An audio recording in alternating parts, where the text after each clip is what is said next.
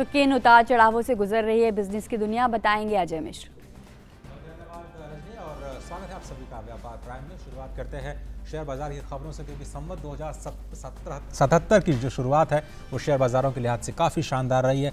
दिवाली की मुहूर्त ट्रेडिंग के बाद मंगलवार को जब आज बाजार खुले तो सेंसेक्स ने सीधे 44,000 का एक नया रिकॉर्ड बनाया और इस आंकड़े को भी पार कर लिया। आपसे थोड़ी देर पहले निफ्टी और सेंसेक्स दोनों ही सूचकांकों में तेजी दिखाई दी थी। आधे फीसदी की तेजी के साथ ये कारोबार करते हुए नजर आए। उधर मिड कैप और स्मॉल कैप सेगमेंट में भी अच्छी खासी खरीदारी दिखाई दे रही है, जहां सूचकांक आधे फीसदी से ज़्यादा बढ़ चुके हैं।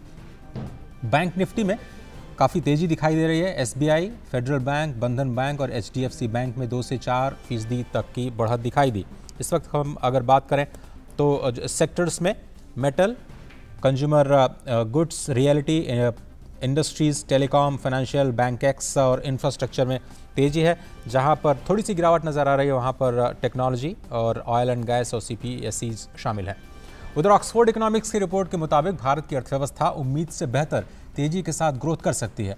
रिपोर्ट में कहा गया है कि जनवरी मार्च के बीच में महंगाई 6% के औसत पर रहेगी और आरबीआई ब्याज दरों में कोई बढ़ोतरी नहीं करेगा। रिपोर्ट में यह भी कहा गया है कि 2021 में महंगाई स्थिर रहेगी।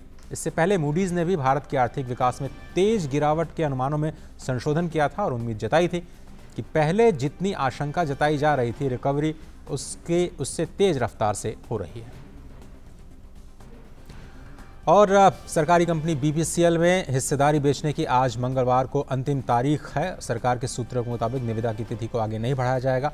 कल वित्त मंत्रालय के हवाले से खबर आई थी कि बीपीसीएल को पर्याप्त निविदाएं मिल चुकी हैं और इसके संकेत मिले हैं। सरकार ने करीब 53% हिस्सेदारी को विनिवेश करने का फैसला लिया है और आज बीपीसीएल के शेयरों में 3 से 4% की गिरावट देखी गई है।